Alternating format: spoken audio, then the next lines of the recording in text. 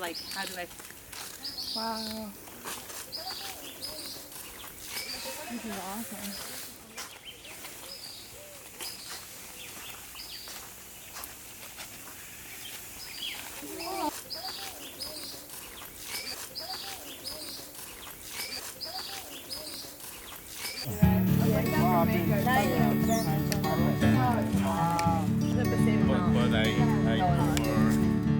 I was 10 years old when the Mitch hit here, you know. So the Mitch messed up a lot of the mangroves, you know. It was tough, it was bad. Thank God after a few years, you see the production coming back. Everything, every year is going up. More fisheries coming in, tarpons, parmet, bonefish, you know.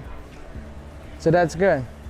And hopefully in the future, well, our kids, you know, it's gonna have way a lot more fish than what it is right now.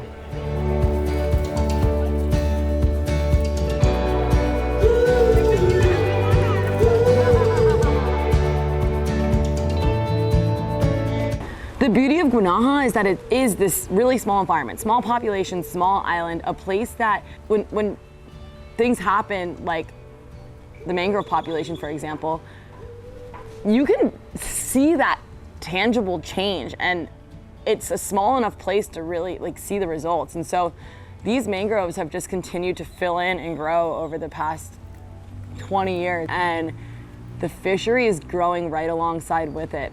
And to see that go hand in hand is just an epic example for the world and other mangroves that are suffering and other fisheries that are going through different things, and there are solutions. Hearing the people who've lived their stories and how much they've grown, and how it might not be much, but it might not be much at one time, but how it's progressively getting better and flourishing.